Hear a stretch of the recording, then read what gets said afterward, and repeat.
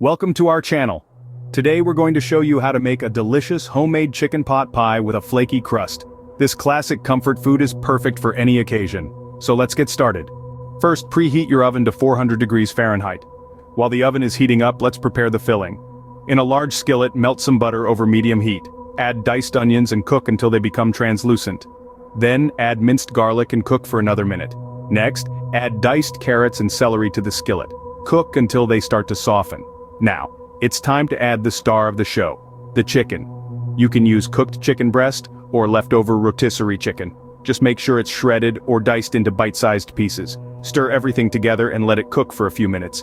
Once the chicken is heated through, sprinkle some flour over the mixture. This will help thicken the filling. Stir well to coat everything evenly. Now slowly pour in some chicken broth and milk. Stir continuously until the mixture thickens and comes to a simmer. Now, it's time to season our filling. Add salt, pepper, dried thyme, and dried parsley. Give it a good stir and let it simmer for a few more minutes.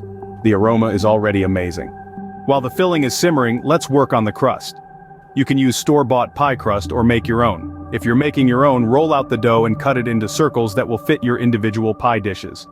Once the filling is ready, divide it evenly among the pie dishes. Place the crust on top of each dish, making sure to seal the edges. You can also make a decorative pattern with the crust if you'd like. Now, it's time to bake our chicken pot pies. Place them in the preheated oven and bake for about 20-25 minutes or until the crust is golden brown and the filling is bubbling. Once they're done, remove them from the oven and let them cool for a few minutes. Be careful, they'll be hot. And there you have it, a delicious homemade chicken pot pie with a flaky crust.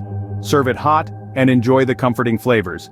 Don't forget to subscribe to our channel for more tasty recipes. Happy cooking!